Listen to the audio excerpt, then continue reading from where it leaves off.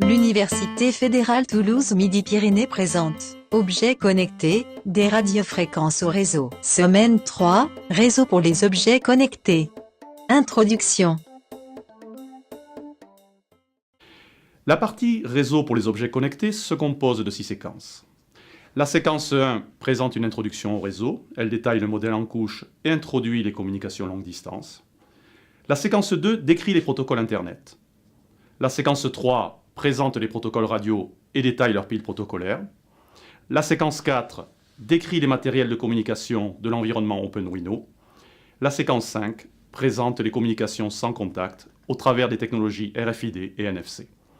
La séquence 6 décrit les systèmes embarqués Linux, Raspberry Pi et Android. Un réseau est un ensemble de dispositifs matériels et de programmes logiciels dispersés géographiquement. Son but est d'assurer le transport d'informations numériques en offrant des services de communication variés.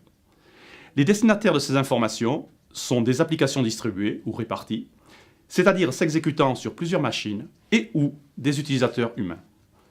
Un réseau se compose des équipements physiques suivants. Des câbles, tels que des paires torsadées, des fibres optiques, des câbles coaxiaux, des cartes réseau, telles que les cartes Ethernet et Wi-Fi, et des dispositifs réseau, tels que les commutateurs pour la technologie Ethernet et les routeurs IP pour la technologie Internet. Les réseaux peuvent être classifiés en fonction de leur étendue.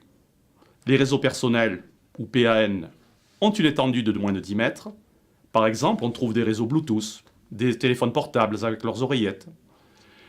Les réseaux locaux, ou LAN, ont une étendue de moins de 10 km. Par exemple, on trouve des box fournies par les opérateurs télécoms, des ordinateurs personnels et des décodeurs TV. Les réseaux métropolitains, ou MAN, ont une étendue de moins de 100 km. Par exemple, on trouve la plaque toulousaine du réseau Renater, réseau IP académique pour l'enseignement et la recherche. Les réseaux étendus, ou WAN, ont une étendue supérieure à 100 km. Par exemple, on trouve des réseaux d'opérateurs, tels que celui de France Télécom.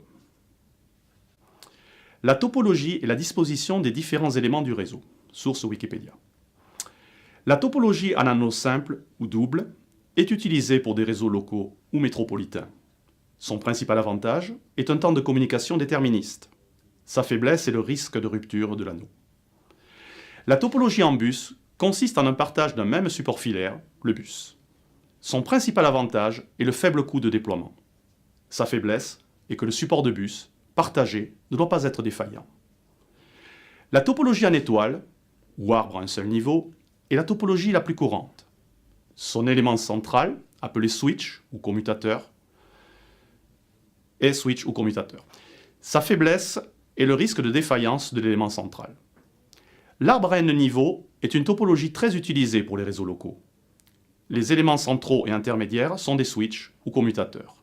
Sa faiblesse est le risque de défaillance de l'élément central ou des éléments intermédiaires. La topologie des réseaux longue distance est la topologie maillée. Dans ce type de topologie, une donnée peut emprunter plusieurs chemins différents entre un émetteur et un destinataire. Le choix d'un chemin introduit des problématiques de routage. Le cas totalement connecté est un cas particulier, réservé à des réseaux avec peu de nœuds, dans lequel chaque nœud est directement relié au n-1 autre. Nous pouvons distinguer deux types d'applications communicantes qui utilisent les réseaux. Les applications classiques manipulent des médias numérisés et discrets. Les contraintes temporelles associées aux informations échangées sont faibles, mais la fiabilité de transfert est requise. Des exemples de ce type d'applications comprennent les transferts de fichiers, la navigation web, le courrier électronique, les SMS, les dialogues par chat, forums, Twitter et les réseaux sociaux. Les applications multimédia manipulent des flux numérisés continus de type audio, vidéo et 3D animé. Ces informations ont de fortes contraintes temporelles, mais leur fiabilité de transfert n'est pas forcément requise. Ces applications doivent gérer les contraintes de synchronisation multimédia avec un degré possible d'interactivité.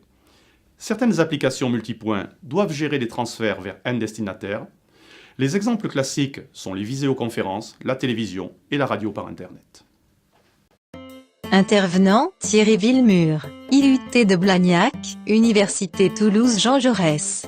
Réalisation, Centre et formation, mission formation continue et apprentissage, Université Toulouse 3 Paul Sabatier, copyright, Université fédérale Toulouse Midi-Pyrénées 2016.